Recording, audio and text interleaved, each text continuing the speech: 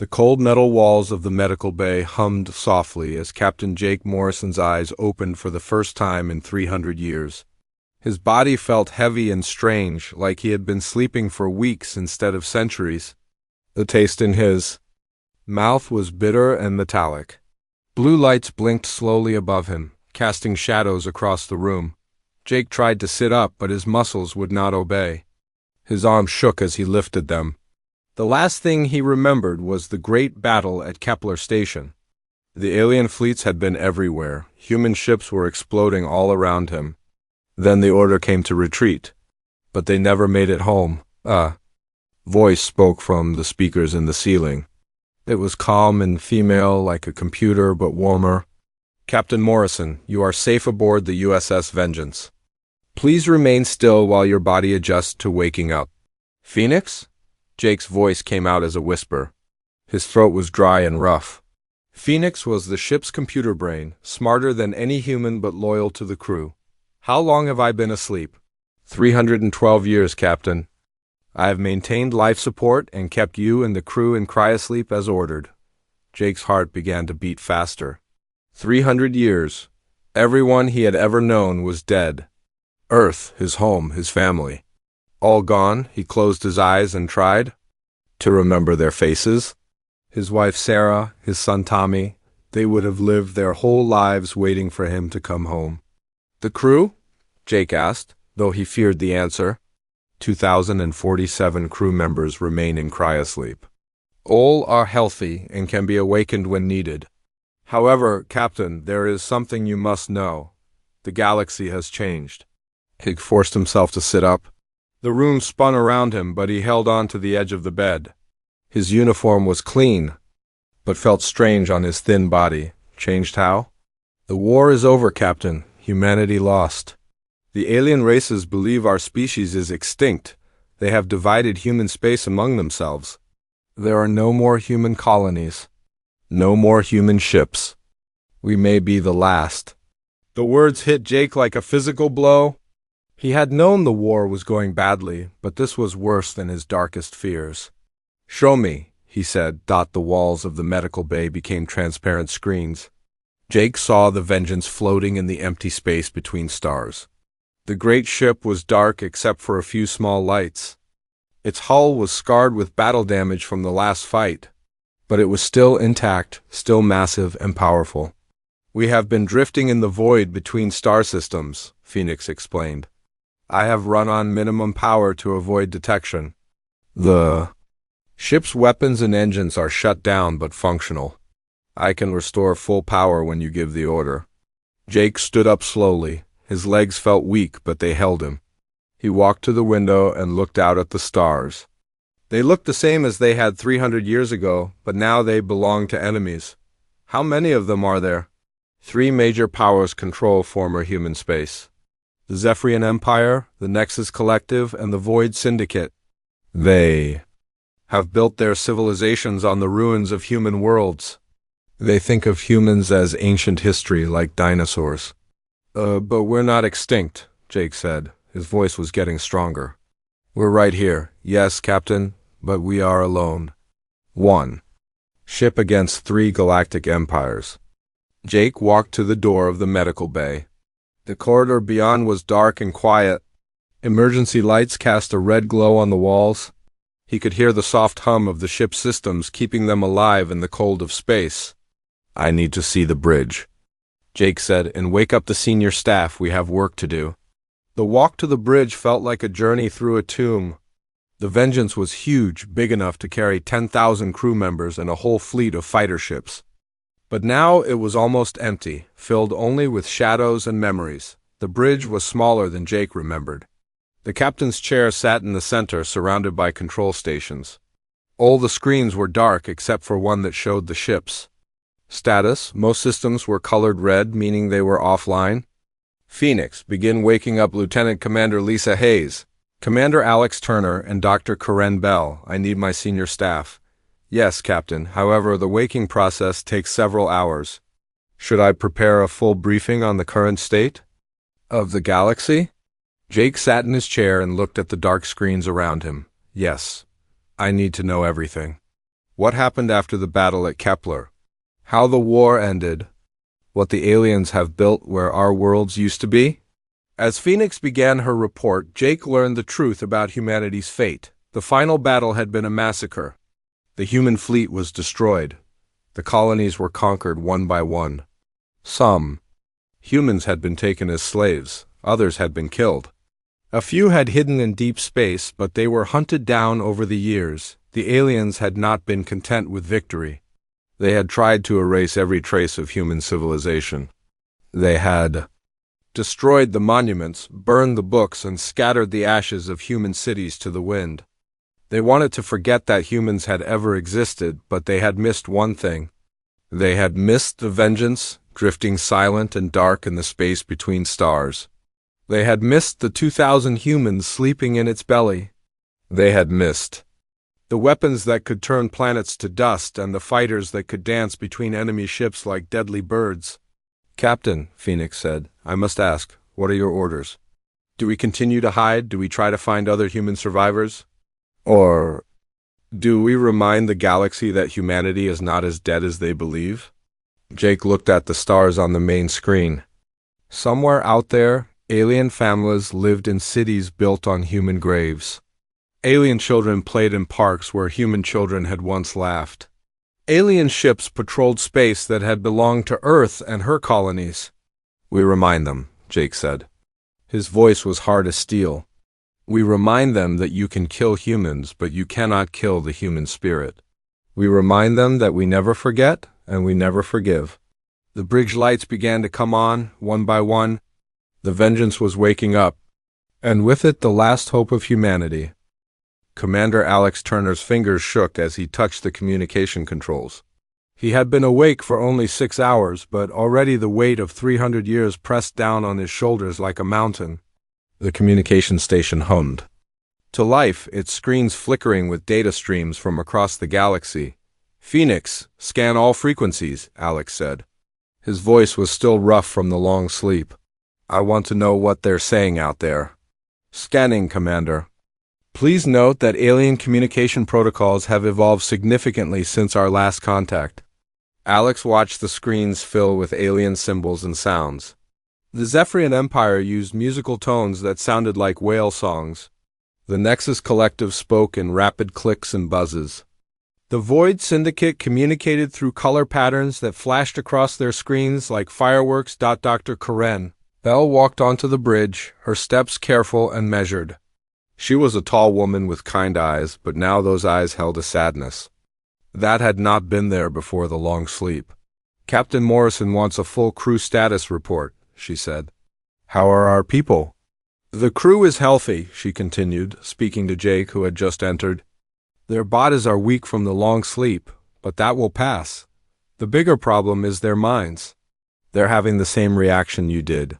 The shock of learning that everyone they knew is dead." Jake nodded. He had expected this. "How many can we wake up safely?" 100 at first. Then more as we get the ship fully operational. But Captain, we need to be careful. Some of the crew might not handle the truth well. 300 years is a long time to lose." Commander Turner looked up from his station. "Captain, I'm picking up something interesting. The aliens are talking about trade routes through the old human sectors. They call them the dead zones now." "Dead zones?" Jake asked. "Space where humans used to live. They think it's cursed or haunted. Most alien ships avoid it unless they have to pass through. But some of the braver ones use it as shortcuts between their empires." Jake walked to the communication station and looked at the flowing alien text. Even after 300 years, seeing alien writing in human space made his anger burn hotter. "What else are they saying?" "They're arguing about territory. The three empires don't trust each other. The Zephyrians think the Nexus Collective is building too many ships. The Void Syndicate is angry about mining rights in the old Earth sector. They're allies, but barely." Dr. Bell joined them at the station. "That could be useful information. If they're fighting among themselves, they might be weaker than they appear." "Phoenix," Jake said, "run a full diagnostic on all ship systems. I want to know exactly what we're working with." The ship's AI responded immediately. "Diagnostic complete." Captain, all primary systems are functional. Weapons are at 97% capacity. The main engines need minor repairs but are operational. The fighter bays are empty, but the manufacturing systems can build new fighters when needed. How long to build a full fighter wing? 72 hours for the first squadron. The ship's automated factories are still functional. We can also manufacture replacement parts, ammunition, and even small support vessels. Jake felt a spark of hope. The Vengeance was not just a warship. It was a mobile factory capable of building its own army. What about crew? Can we wake up the pilots? Dr. Bell checked her medical pad. The pilot corps is in good condition. I can have 50 pilots awake and ready in 24 hours. But, Captain, we need to talk about something else. The psychological impact of what we're facing. What do you mean? These people went to sleep thinking they would wake up in a few months, maybe a year. They expected to go home to their families. Instead, they're waking up to find out they're the last humans in the galaxy. Some of them might break under that pressure. Jake understood. He had felt the same crushing weight when he first learned the truth. What do you suggest? Wake them up slowly. Give them time to adjust. And give them a purpose. People can handle terrible news if they have something to fight for. Commander Turner suddenly straightened at his station. Captain, I'm picking up something. A signal. Very faint. It's on an old human military frequency. Jake's heart jumped. From where? I can't tell. It's too weak. But Captain, it's using authentication codes from the Earth Defense Force. Either someone else survived, or the aliens are trying to trick us. Can you clean up the signal? Working on it. Phoenix, help me filter out the background noise. The bridge fell silent except for the hum of computers working. Jake watched the screens, hoping and fearing what they might find. If other humans had survived, it would change everything. If it was a trap, it could mean the end of their mission before it began. Got it, Turner said. It's definitely human. The message is short but clear. Any human vessels? This is Captain Bob Stewart of the mining ship Lucky Strike. We have been hiding in the asteroid belt of the Vega system for 200 years. Please respond if you receive this. Jake closed his eyes and felt relief wash over him. They were not alone. Can you reply without giving away our position? Yes, sir. I can bounce the signal off several dead satellites. It will take time to reach them, but they won't be able to track us. Do it. Tell them they're not alone anymore. As Turner worked to send the reply, Dr. Bell touched Jake's arm. Captain, there's something else. I've been reviewing the ship's logs from the last battle. I found something that might be important. What? Is it? The Vengeance wasn't supposed to be alone. There were other ships like us, designed to hide in deep space if the war went badly. The UES Defiance, the UES Retribution, the UES Fury, they were all built with the same hiding systems. Jake felt his pulse quicken. Are you saying there might be other supercarriers out there? It's possible. If they followed the same emergency protocols we did, they could be sleeping somewhere in the void, waiting for a signal to wake up. Phoenix, search for any signals on the supercarrier emergency frequencies. If our sister ships are out there, we need to find them. Searching, Captain. This will take time, as I must scan the entire galaxy. Jake looked around the bridge at his small crew. 3 people, awake and alone in a hostile galaxy. But perhaps not as alone as they had thought. If the mining ship was real, if the other supercarriers had survived, then humanity might have a chance after all. Commander Turner, I want you to monitor all alien communications. Learn their patrol patterns, their trade routes, their military bases. If we're going to fight them, we need to know how they think. Yes, sir. Should I try to break their encryption codes? Absolutely, Dr. Bell. Continue waking up the crew, but slowly. I want the senior staff first, then the specialists. We're going to need everyone at their best. As the bridge crew worked, Jake stared at the stars on the main screen. Somewhere out there, other humans were hiding, waiting, hoping. The galaxy thought humanity was dead, but they were wrong. Humanity was just sleeping, and now it was time to wake up. Chief Tactical Officer Ryan Cooper's hands moved across the weapon controls like a pianist playing a deadly song. The Vengeance's weapon systems were coming online for the first time in 3 centuries, and the sound of charging energy banks filled the bridge with a low, threatening hum. "Weapon systems at full power, Captain," Ryan reported. His voice was steady, but his eyes showed the excitement of a warrior returning to his element. "All missile tubes loaded. Energy cannons ready. Point defense systems active." Jake watched. The tactical display as red dots appeared around the ship's outline. Each dot represented enough firepower to destroy a city. The Vengeance was not just a ship. It was a weapon of mass destruction wrapped in steel and determination. "What's our fighter status?" Jake asked. "Manufacturing Bay 1 has completed the first squadron," Ryan replied. 12 Ghost-class fighters, fully automated. They don't need pilots, just targeting instructions from Phoenix.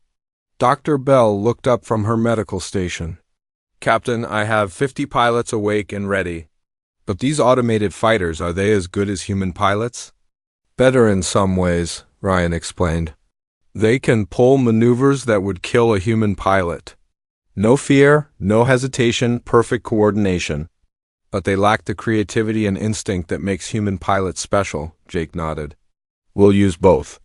"Phoenix, what's the status on our sister ships?" "I have detected 3 faint signals that match Supercarrier emergency beacons. The first is approximately 2,000 light-years away in the Orion Spiral. The second is near the Galactic Rim. The third is in the Sagittarius Arm, deep in what is now Void Syndicate territory." "Are they functional?" "Unknown, Captain. The signals are too weak to carry detailed information. But they are transmitting, which suggests their basic systems are operational." Commander Turner looked up from his communication station.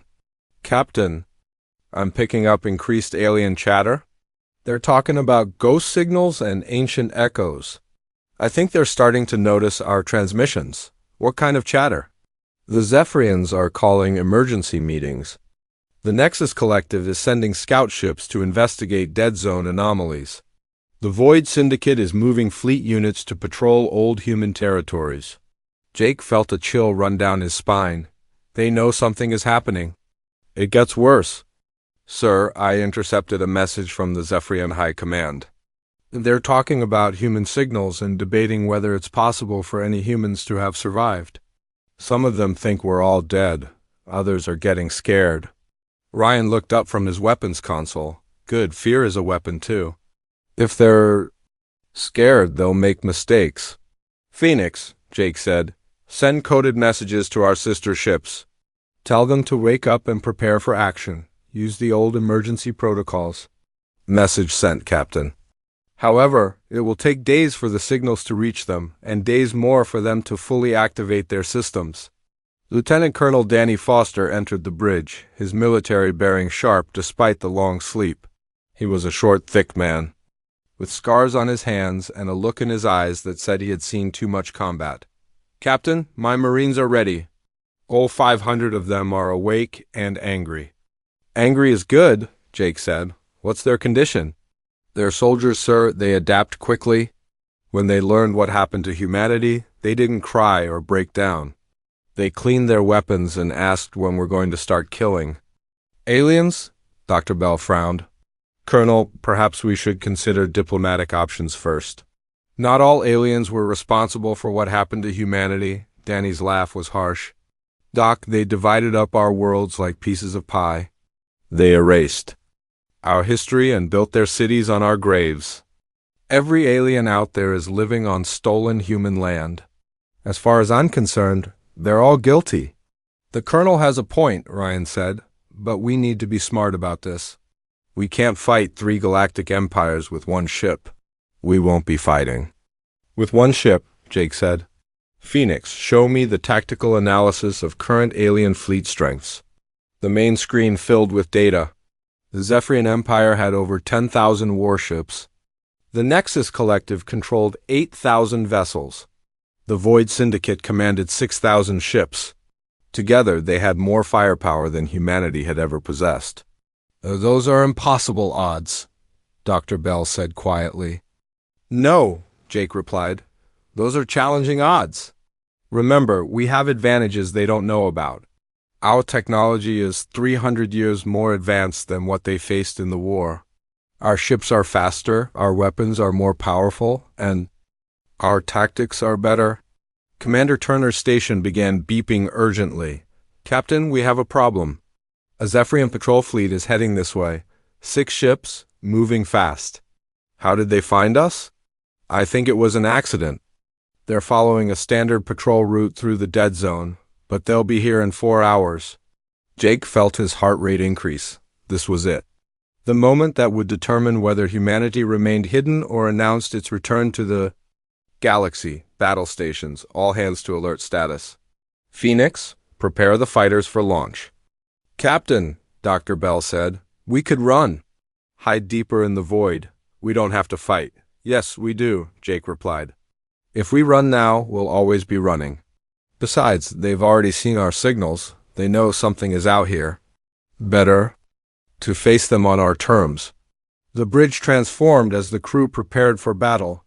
Red lights flashed, and the ship's automated systems began their pre-combat checks. The Vengeance had been sleeping for 3 centuries, but it remembered how to fight. "Incoming message from the Zephyrian fleet," Turner reported. "They're demanding we identify ourselves and prepare to be boarded. What should I tell them?" Jake stood up and walked to the center of the bridge. His crew looked at him with trust and determination. They were ready to follow him into hell if necessary. "Tell them this is Captain Jake Morrison of the United Earth Space Navy. Tell them we've come home." The message was sent, and for a moment, the bridge was silent except for the hum of the ship's systems. Then Turner's station erupted with alien voices, all talking at once in panicked, rapid bursts. "They're going crazy, Captain. I'm hearing words like impossible, ancient terror, and call for backup." "Are they calling for backup?" "Yes, sir. They're sending emergency signals to their fleet command, but it will take time for reinforcements to arrive." Jake smiled grimly. "Then we have a window. Ryan, target their lead ship. Make it quick and clean. I want to send a message." "To the galaxy. Target acquired, Captain." Firing solution locked. "Fire." The Vengeance's main cannon spoke with the voice of thunder. A beam of pure energy reached across space and struck the Zephyrian cruiser. The alien ship's shields flared briefly, then collapsed. The beam cut through the hull like a knife through paper, and the cruiser exploded in a brilliant flash of light. The other 5 Zephyrian ships immediately opened fire, their weapons flashing in the darkness. But their shots struck the Vengeance's shields and were absorbed harmlessly. The human ship's defenses were far stronger than anything the aliens had faced before. "Launch fighters," Jake ordered. "Show them what human technology can do." The automated fighters poured out of the Vengeance's launch bays like angry wasps. They moved with impossible speed and precision, dancing between the alien ship's weapons fire. One by one, they targeted the Zephyrian vessel's engines and weapon systems. The battle was over in minutes. 5 alien ships drifted helplessly in space, their crews trapped inside darkened hulls. The Vengeance had not taken a single hit. "Scan for survivors," Jake ordered. "If there are any, we let them go. I want them to tell their commanders what they saw here." "Captain," Phoenix said, "I am detecting one functional escape pod. It contains 3 Zephyrian officers. Let them go. Make sure they have enough power to reach their nearest base." As the alien escape pod disappeared into the distance, Jake knew that everything had changed. The battle had lasted only minutes, but the news would spread across the galaxy in hours. The aliens would learn that humanity had returned and that human ships were more dangerous than ever. "Phoenix, send a message to all alien governments. Tell them that humanity is back and we remember what they did to us." The bridge crew watched as their message was transmitted across the galaxy. In a few hours, every alien leader would know the truth. The war was beginning again, and this time, humanity would not lose. The message spread through alien space like wildfire, jumping from ship to ship, from planet to planet, from empire to empire. In the great halls of the Zephyrian capital, Military leaders stared at tactical displays with growing horror.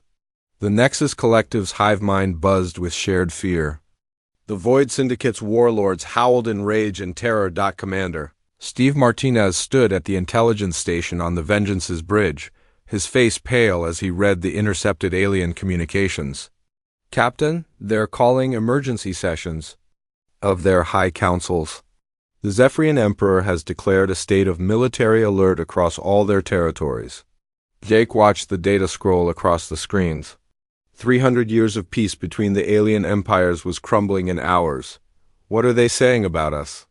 The older aliens remember the stories their grandparents told them about the human wars. They're calling us the Death Singers and the Void Hunters. Some of them think we're ghosts, come back to haunt them. And the younger ones? They don't believe we're real.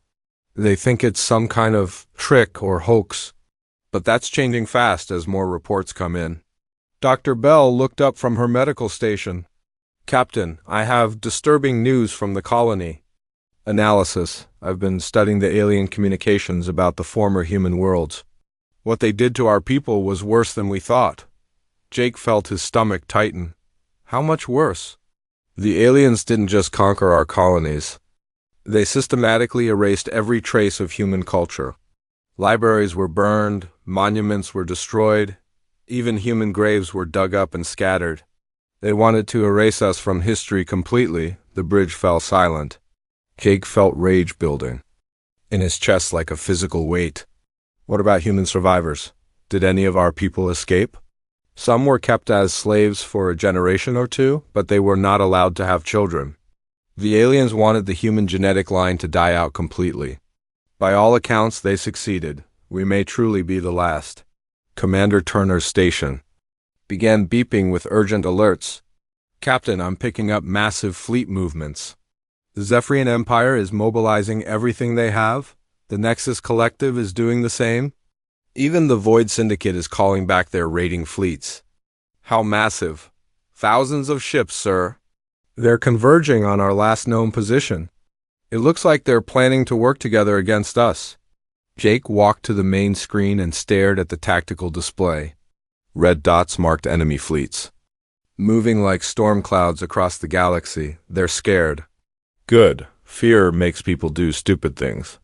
Captain, Phoenix interrupted, I have received responses from 2 of our sister ships. The U's Defiance and the UES Retribution are awakening. The U's Fury remains silent, but its emergency beacon is still transmitting. How long before Defiance and Retribution are operational? 48 hours for basic systems. 72 hours for full combat readiness. Ryan Cooper looked up from his weapons console. Captain, we're getting reports from our automated scouts. The aliens are pulling ships from every sector. They're leaving their border defenses practically empty. That's interesting. Steve R. You seeing any communications about civil defense or population evacuations? Commander Martinez nodded grimly. Yes, sir. The aliens are moving their civilians away from the old human territories. They're treating this like we're going to start a war of extermination. Maybe we are, Colonel Foster said quietly.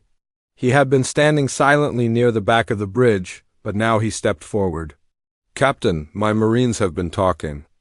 They want to know what our ultimate goal is. Are we here to reclaim human space, or are we here for revenge? Jake considered the question. Around him, his crew waited for an answer that would define their mission and their future. Both, he said finally.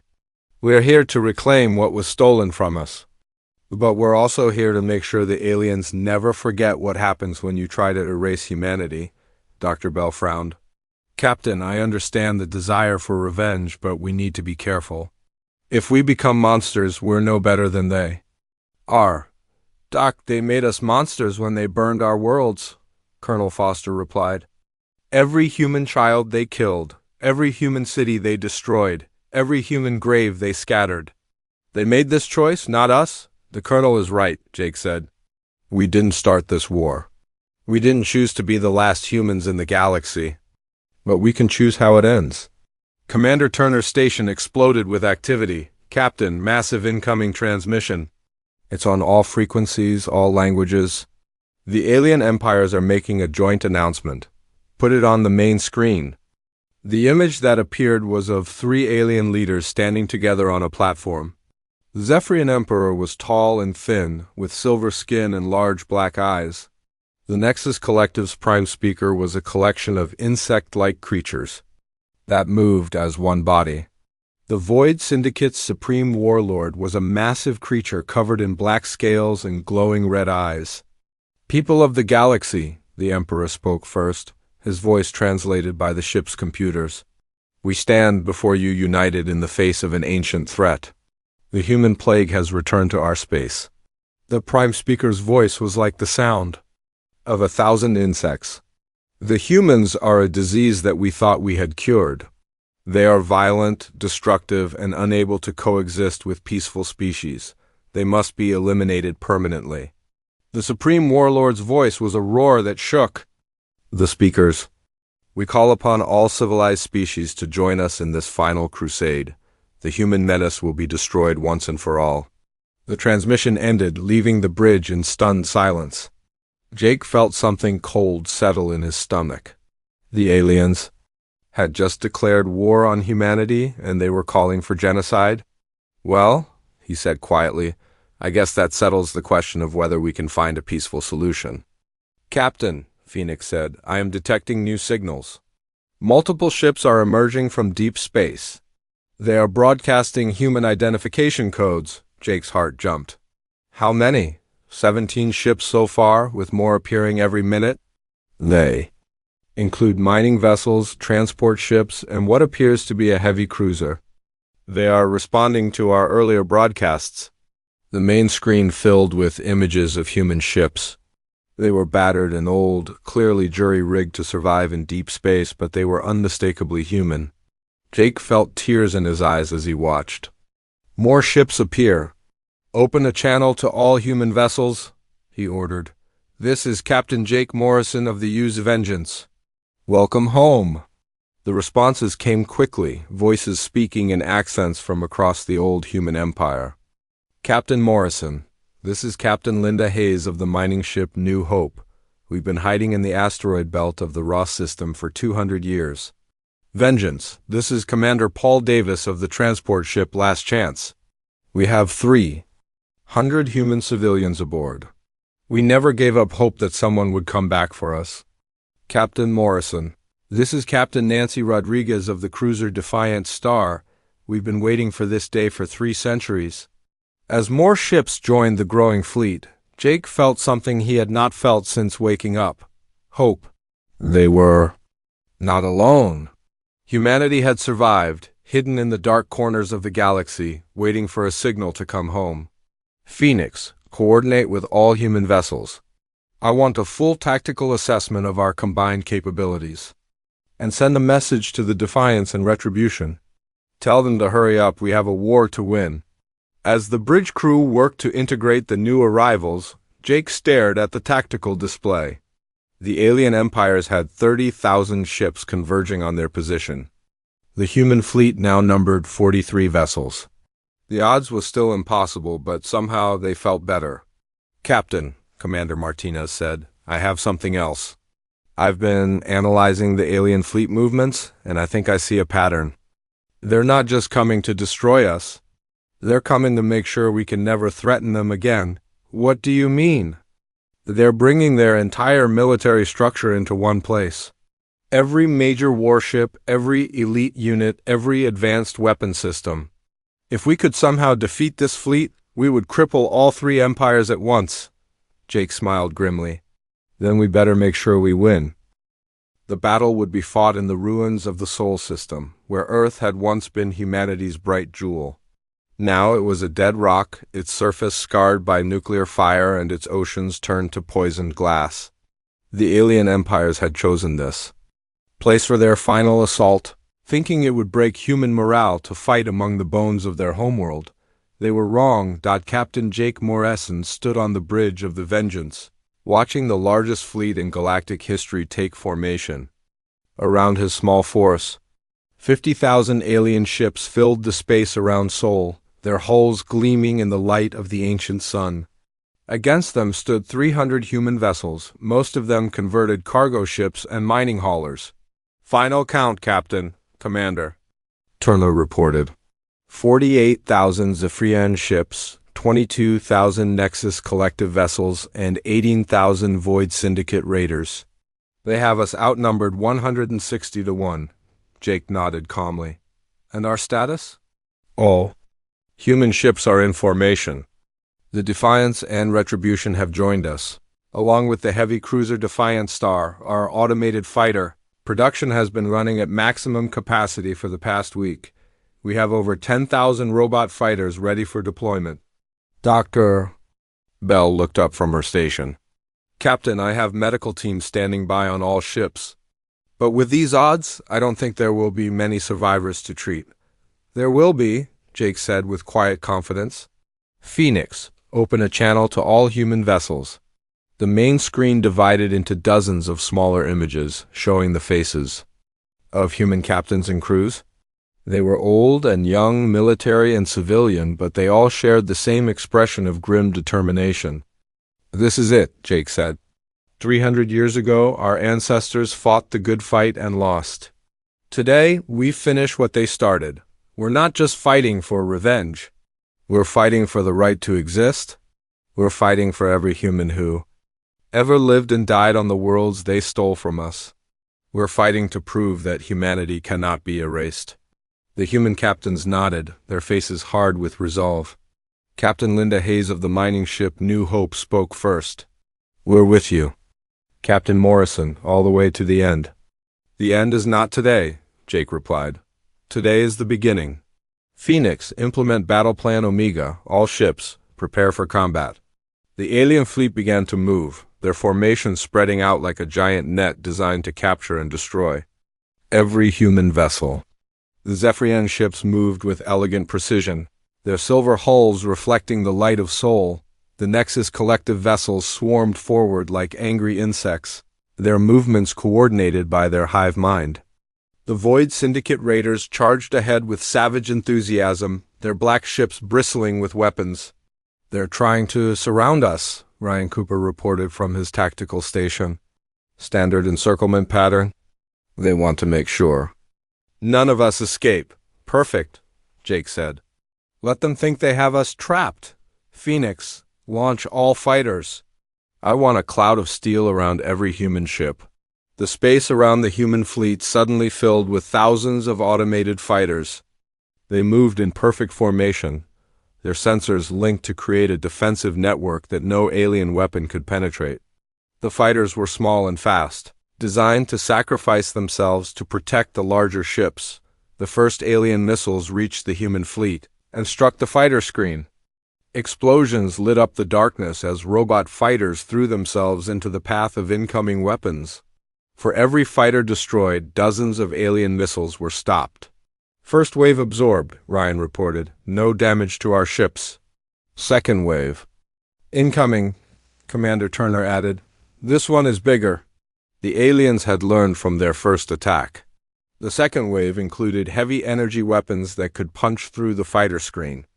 Several beams reached the human ships, but they struck shields that had been designed to withstand the firepower of entire fleets. "Shields holding," Ryan said. "But they're testing our defenses?" "They're learning." "Then it's time to teach them something new," Jake replied. "All ships execute attack pattern Alpha, target their command vessels." The human fleet suddenly changed formation, spreading out in a pattern that confused the alien commanders.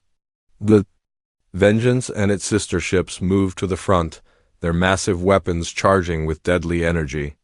The smaller human ships took positions that would allow them to strike at the alien fleet's weak points.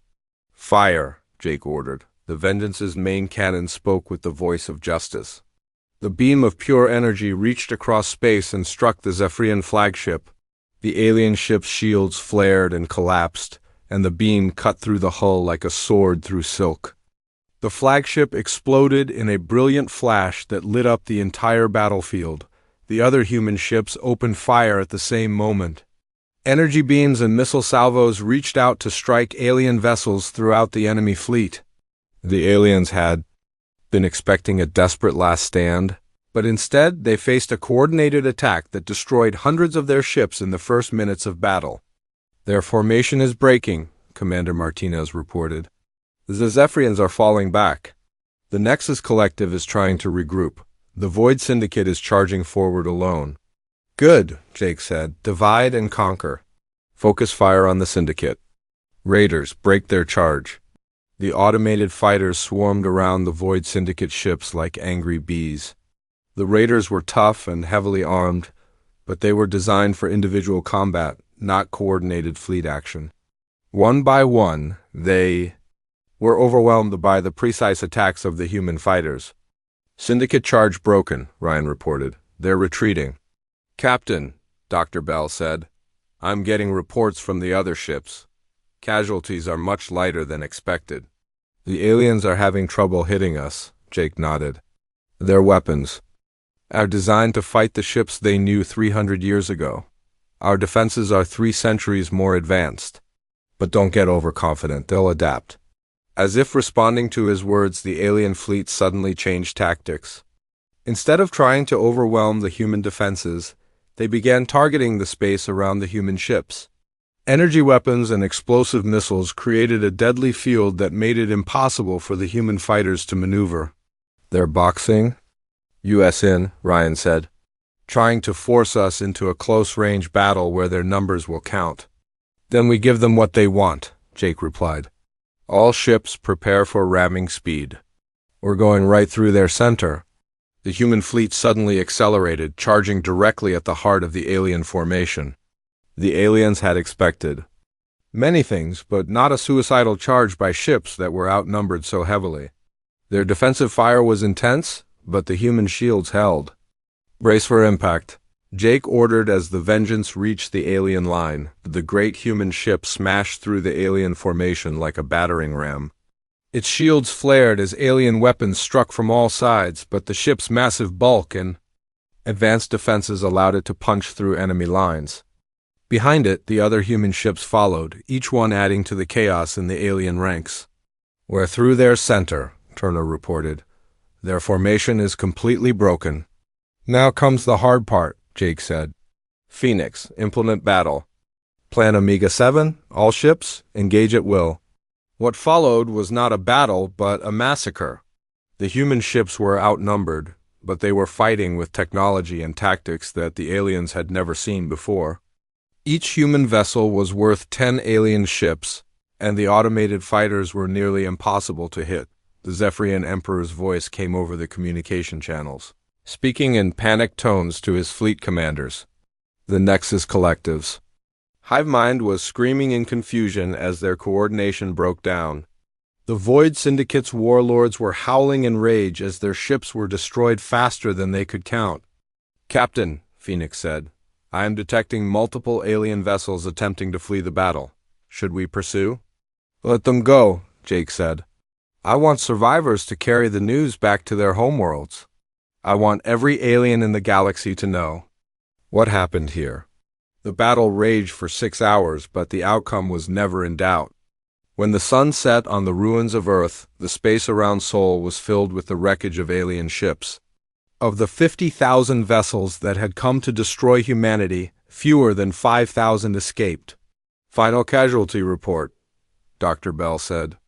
Quietly, "We lost 47 ships and 3,000 crew members."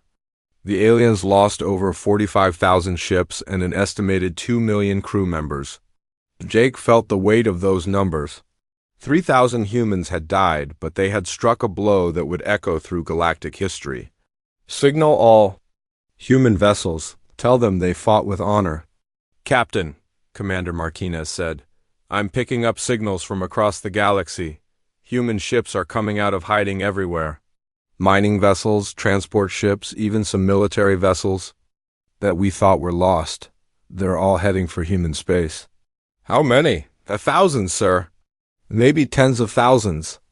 The signal we sent has awakened humanity across the galaxy." Jake looked at the tactical display as green dots appeared throughout the star map. Each dot represented human survivors, human ships, human hope. The aliens had tried to erase humanity, but they had failed. Humanity had survived, and now it was coming home, Phoenix, send a message to all human vessels. Tell them to converge on the Sol system. We have work to do. As the bridge crew worked to coordinate the growing human fleet, Jake,